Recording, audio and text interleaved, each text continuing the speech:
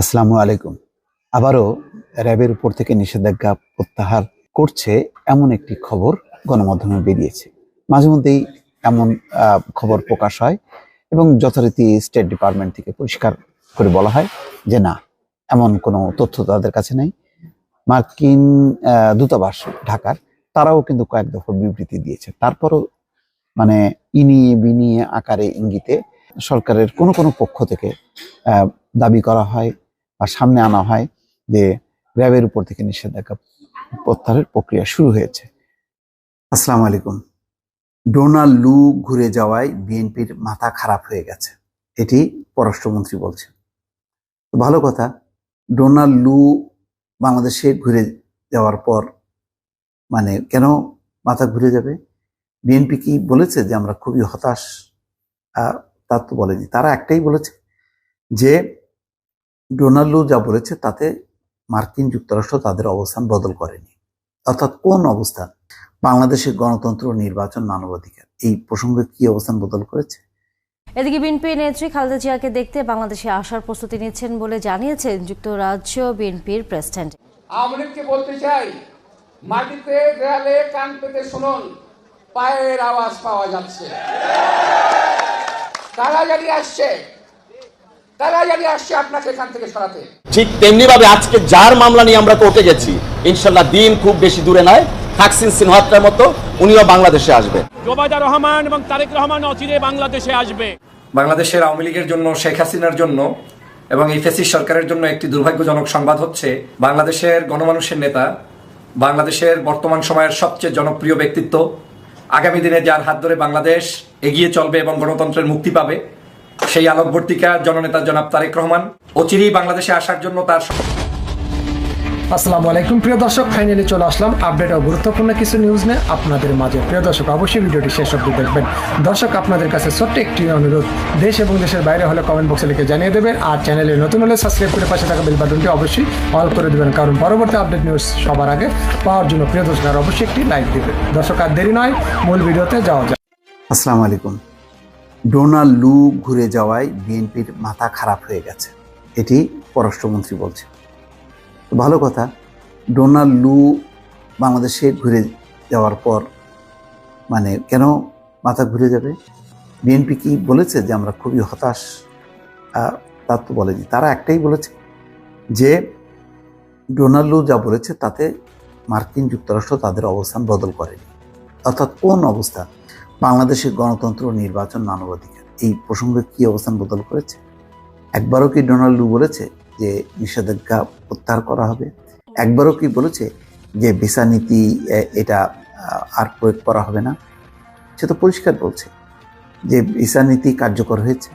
আমরা তো জানি না যে তালিকাটা যদি পাওয়া যেত কখনো, তখন বলা যেত যে আসলে ভিসা নীতি কার্যকর হয়েছে। কিন্তু তারাই বলছে তো যে ভিসা নীতি তারা কার্যকর করেছে। পুলিশ, সরকারি দল, বিরোধী দল। এখন বিরোধী দলের ক্ষেত্রে অস্পষ্ট বিরোধী দল কোনটা? বিএনপি নাকি জাতীয় পার্টি নাকি ফোন পর্যায়ে? কেন পরিষ্কার না, কিন্তু তারা ঘোষণা দিয়েছে এবং বলেছে যে গণতন্ত্র, মানবাধিকারিতা তাদের মৌলিক থিম। এটাকে ধরে নিয়ে তারা বাংলাদেশের সঙ্গে সম্পর্ক এগোবে। যেহেতু এখন নির্বাচনের প্রসঙ্গ নেই, সুতরাং এখন নির্বাচন নিয়ে তারা কথা বলবে না। নির্বাচন নিয়ে তারা যে কথা বলেছিল, তারা চেষ্টা করেছিল বাংলাদেশে একটা ডায়ালগের মধ্যে দিয়ে অবাধ সুষ্ঠু নির্বাচন করা। এটি নিয়ে একটা টেনশন তৈরি হয়েছিল, কিন্তু এটা তাদের জন্য খুবই একটি স্বাভাবিক। তার মানে হচ্ছে যে তারা ওই প্রসঙ্গটা ছাড়ছে না। আজ হোক কাল হোক, তারা এই প্রসঙ্গ যখন আসবে আবারও তারা সোচ্চার হবে। তারা কি বলেছে? বিদ্যমান সম্পর্কের সাথে আরও নতুন নতুন বিষয় নিয়ে তারা সরকারের সাথে এনগেজমেন্ট হচ্ছে। তারা মনে করে সরকারের সাথে এনগেজমেন্ট হওয়া মানে দেশের জনগণের সঙ্গে এনগেজমেন্ট হওয়া। যুক্তরাষ্ট্রের শিক্ষার্থী পাঠানোর ব্যাপারে তারা আগ্রহী। তার মানে কি এটা কি কোনো সরকারি কর্মসূচি না বাংলাদেশের জনগণের প্রতি তাদের একটা কমিটমেন্টের অংশ? তো এই কারণে মাথা খারাপ হওয়ার কথা না, বরং মাথা খারাপ হওয়ার কথা সরকারের। ডোনাল্ড লু তার সরকারি সফরের প্রথমেই সালমান এফ রহমানের কাছে জানতে চেয়েছে মার্কিন বিনিয়োগকারীরা কবে টাকা পাবে। তার মানে তাদের টাকা আটকে আছে। তো বলা যায় যে পাওনা টাকা আদায় করার জন্য ডোনাল্ড লু বাংলাদেশে এসেছে, সেটাও তো বলা যায়। তো এখন হাসান মাহমুদ যখন নাকি ওপেন ফোরামে বলেন, তখন এটি হচ্ছে রাজনৈতিক বক্তব্য। তো তিনি বলছেন যে মাথা খারাপ হয়ে গেছে। এখন মার্কিন যুক্তরাষ্ট্র যতক্ষণ না যদি বলতেন যে আমরা আগের যে আমাদের নির্বাচন বা এ নিয়ে এটা একটা ভুল ছিল, আমরা সরি, নিষেধাজ্ঞা আমরা প্রত্যাহার করব, তাহলে না বলা যায় যে না মার্কিন যুক্তরাষ্ট্র সরি, তারা তাদের আগের চরিত্র পাল্টেছে এবং তারা নতুন করে বাংলাদেশ সরকারের সঙ্গে তারা মানে কাজ করতে চায়। তা তো না, তারা তাদের আগের অবস্থানটা ধরে রেখেই সেটাকে সঠিক মনে করে এবং এখন যে সরকার আছে সেই সরকারকে নিয়ে তারা এগোতে চায়। সেই ক্ষেত্রে মির্জা ফখরুল ইসলাম আলমগীর বলেছেন, যদি সামরিক সরকারও থাকতো তাদের সঙ্গেও তারা মার্কিন যুক্তরাষ্ট্র কাজ করত। তো সুতরাং এইগুলি দিয়ে খুব গৌরবান্বিত হওয়ার মানে কোনো বিষয় নেই, বরং যে এটা লজ্জার ব্যাপার যে ডোনাল্ড লু এসে টাকা চাইছে, তাদের পাওনা টাকা, সেই টাকা দিয়ে সরকার তাদের মানে দেখাক তাদের কত বড় বাহাদুরি আছে, সেটা তো দেখানোর কোনো উপায় নেই। তো এই বাদ র্যাবের উপর থেকে নিষেধাজ্ঞা প্রত্যাহার করছে এমন একটি খবর গণমাধ্যমে বেরিয়েছে।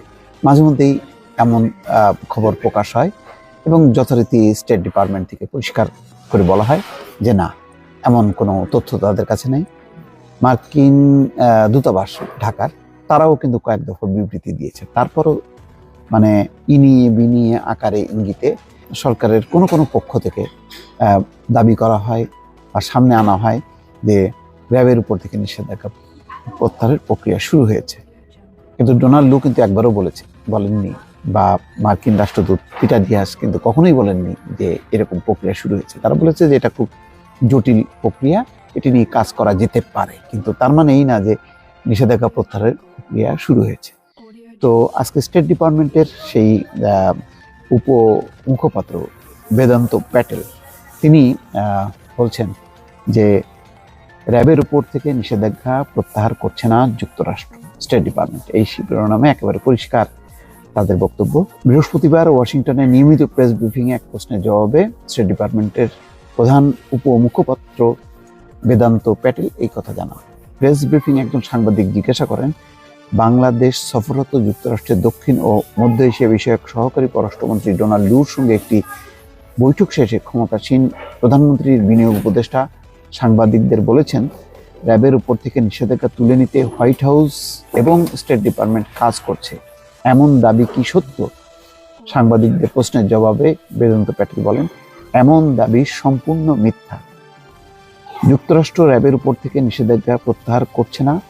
নিষেধাজ্ঞার সমূহ আরোপ করা হয়েছে আচরণ পরিবর্তন এবং জবাবদিহি নিশ্চিত করার উদ্দেশ্যে। ডোনাল্ড লু কিন্তু এই বক্তব্যটা তিনি দুটি গণমাধ্যমকে সাক্ষাৎকার দিয়েছেন, একটা হলো ইন্ডিপেন্ডেন্ট টেলিভিশন এবং হচ্ছে প্রথম আলো। সেখানেও কিন্তু পরিষ্কার বলেছেন যে যতক্ষণ না পর্যন্ত মানে যে কারণে নিষেধাজ্ঞা দেওয়া হয়েছে তার জবাবদিহিতা, তার ব্যাখ্যা সন্তোষজনক মনে না হবে, ততক্ষণ পর্যন্ত এই বিষয়টি একই রকমই থাকবে, এটা আর পরিবর্তন হবে না। এবং এটি বলছে যে এটা জাস্টিস ডিপার্টমেন্টের ব্যাপার, এটা খুবই জটিল প্রক্রিয়া, এটা করতে গেলে যেই পদ্ধতিতে করতে হবে সেটার কারণে যথেষ্ট পরিমাণ সন্তোষজনক কারণ থাকতে হবে। কিন্তু বাংলাদেশ সরকার কি এমন কোনো সন্তোষজনক বিষয় তাদের কাছে উপস্থাপন করেছেন যেসব ঘটনার প্রেক্ষিতে নিষেধাজ্ঞা দিয়েছে? না, দেয়নি। হ্যাঁ, তবে তিনি বলেছেন যে এই নিষেধাজ্ঞা দেওয়ার পরে পরিস্থিতির উন্নতি হয়েছে, বিচার বহির্ভূত হত্যাকাণ্ড বন্ধ হয়েছে এবং এটা হিউম্যান রাইটস ওয়াচ সহ বিভিন্ন আন্তর্জাতিক সংস্থাও বলেছে যে সেই আগের তুলনায় একটা নাটকীয় পরিবর্তন হয়েছে, কিন্তু আগের ঘটনার কোনো স্বচ্ছতা জবাবদিহিতা এখনো নিশ্চিত হয়নি। সম্প্রতি প্রধানমন্ত্রী উপদেষ্টা সালমান এফ রহমানের উদ্ধৃতি দিয়ে সংবাদ মাধ্যমের খবর প্রকাশ করা হয় স্টেট ডিপার্টমেন্ট নিষেধাজ্ঞা তুলে নিচ্ছে। দক্ষিণ এশিয়ার সহকারী পররাষ্ট্রমন্ত্রী ডোনাল্ড লু ঢাকা সফর এলে তার সঙ্গে নৈশভোজের বৈঠকের পর সালমান এফ রহমান মিডিয়াকে ব্রিফ করেন। সালমান এফ রহমান বলেন, জাস্টিস ডিপার্টমেন্টকে হোয়াইট হাউস থেকে র্যাবের উপর নিষেধাজ্ঞা তুলে নিতে বলা হয়েছে। আমরা র্যাবের উপর নিষেধাজ্ঞা প্রত্যাহার ও বঙ্গবন্ধুর খুনি রশিদ চৌধুরীকে ফেরানোর কথা বলেছি। লু আমাদের জানিয়েছেন এই বিষয়ে দুটি তাদের জাস্টিস ডিপার্টমেন্টে আছে, তাদের জাস্টিস ডিপার্টমেন্ট স্বাধীন। তারা বলেছে এটি পুশ করছে, সাপোর্ট দিচ্ছে। লু বলেছেন হোয়াইট হাউস থেকেও জাস্টিস ডিপার্টমেন্টকে বলা হয়েছে র্যাবের উপর থেকে নিষেধাজ্ঞা তুলে নিতে। এর আগে 2021 সালের 10ই ডিসেম্বর মার্কিন ট্রেজারি বিভাগ গুরুতর মানবাধিকার লঙ্ঘনের অভিযোগ করে র্যাবের পাশাপাশি সংস্থার সাবেক ও বর্তমান 7 কর্মকর্তার উপর নিষেধাজ্ঞা আরোপ করে। তো বিষয়টি বেশ জটিল, কেন বারবার এই বিষয় প্রসঙ্গটি তোলা হচ্ছে পরিষ্কার না। এইটার মধ্যে দিয়ে এক ধরনের আত্মতৃপ্তি থাকতে পারে, বা তারা যেটি বলছে সেটাকে বিকৃত করে বা সেটাকে অপব্যাখ্যা করে বা বক্তব্যটাকে ঘুরিয়ে এমনভাবে উপস্থাপন করা হচ্ছে যেহেতু মার্কিন যুক্তরাষ্ট্রের সাথে আমাদের সম্পর্ক স্বাভাবিক হয়ে গেছে, সম্পর্ক উন্নয়ন হয়েছে, সুতরাং মার্কিন যুক্তরাষ্ট্র অতীতে যে পদক্ষেপ নিয়েছে, সুষ্ঠু নির্বাচন, অবাধ নির্বাচন বা র্যাবের উপর নিষেধাজ্ঞা, এইসব বিষয়গুলোর থেকে তারা এখন সরে আসছে। বিষয়টা যে ঠিক না, তাদের আগের অবস্থানটা বহাল রেখেই তারা সম্পর্কটা টিকিয়ে রাখতে চায় এবং নতুন নতুন ইস্যু নিয়ে কাজ করতে চায়, সেই কথাটাই মূলত বলেছে। বরং তারা এবার যেটা করেছে, এবার এসে তারা সরাসরি মার্কিন বিনিয়োগকারীদের যে পাওনা, সেই পাওনা পরিশোধ করার জন্য তাগাদা দিয়েছে। এটাও একটা সরকারের জন্য বিব্রত হওয়া উচিত। জানি না সরকার কি ভাবছে। দর্শক ভালো থাকবেন, আল্লাহ হাফেজ।